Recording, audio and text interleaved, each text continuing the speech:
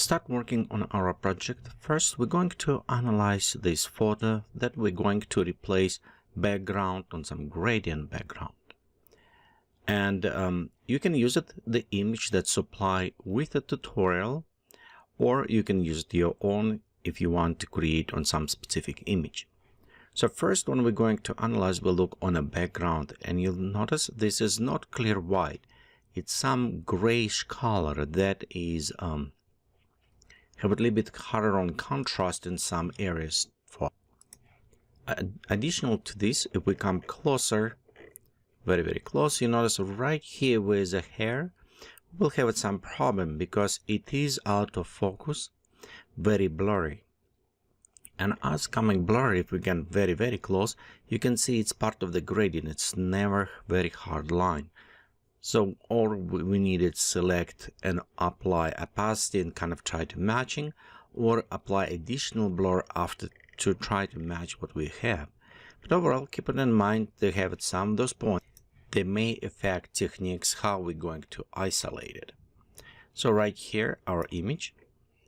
And one thing we need to extract, I want to create a mask. So I want to create a mask mostly concerned around this, around the model with our hair, because I want to preserve all of those small teeny tiny hair pieces, kind of integrate a little bit better.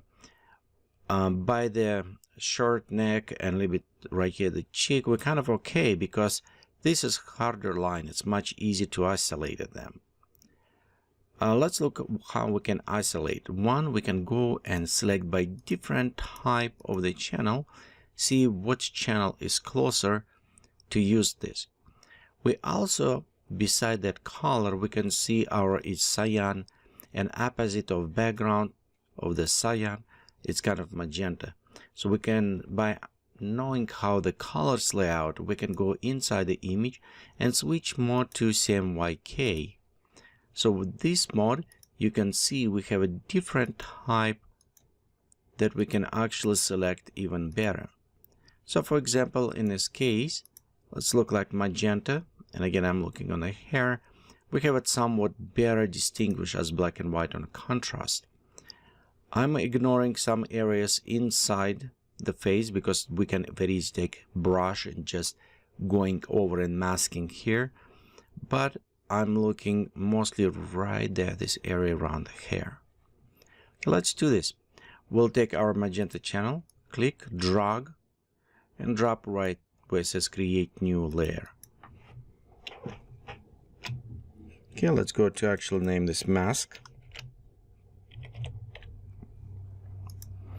Next, I want increase contrast for me, so I know which is black and white. To do this, we'll go to image, adjustments, and we're going to use it curves. You'll notice when we open curves, we have it says what channel was selected. And I want set properly white and black. For example, this corner I want to be white, and here around there I want to be black. So first I'm going to take my white picker, going in a corner and just click. So you'll notice we adjust our whites. Next we'll go set our black, go to the hair around here, and let's click on this hair. We can try different areas, see which one you think it will work better as a black. And you'll notice already we have nice hair isolation. Don't worry about some of this inside. Again, remember, we'll going and we'll mask this. Mostly pay attention to this around the area. And some, I notice how right here we start losing some of that hair. So to do the adjustment, we can also take and slightly bring back. And you notice how we bring back, we still have some problems with the gray areas. Because some of vignetting was applied maybe when we shot or with lighting fell out. This area, they're not closer to the hair. So again, ignore if they're too far away because we can take care of them after with masking. The edge of the hair, that is where we need to pay more attention. So we'll go try to adjust maybe slightly right around this area.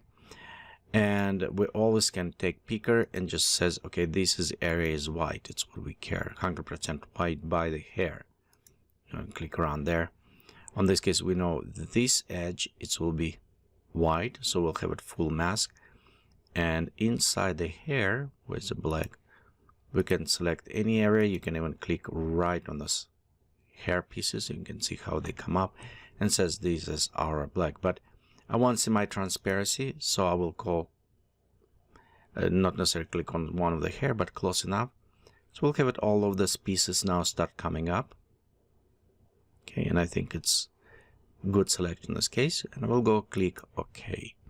So this point with our mask, you can take a brush, set your brush to black color, 100% opacity. If you want, you can just start even kind of masking inside. We can zoom in a little bit closer to the edge. So I don't want transparency on this area, just going close enough. Again, nice things about this, you don't need to have too much precision.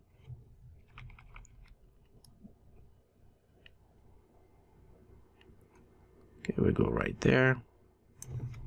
Just go by the edge first. Okay, so I'm like right with the color. If you want, you can use all kind of paintbrush tool, or you can use the pen tool.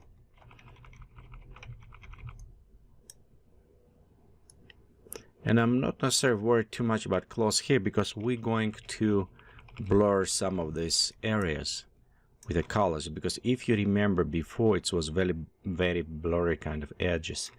That's what I'm going to do, kind of preserve this blurriness there.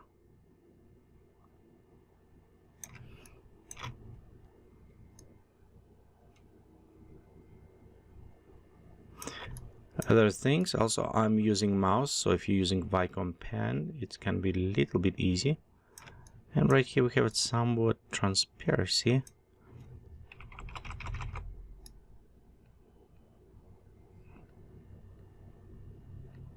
Let's go like this. Apply it to that hair.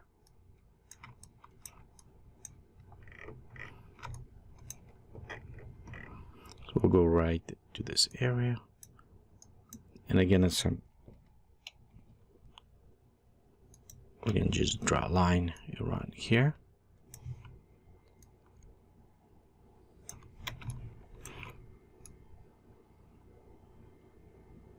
And you notice right there we have a little bit blurry kind of effect, so we can leave it slightly blur in.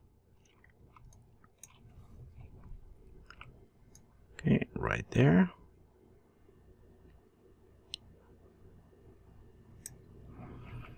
And then this point, we're just going to add paint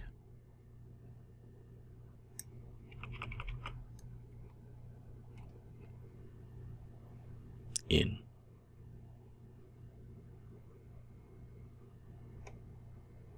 Okay, so right at this point, you can see we have our mask with the hair kind of done.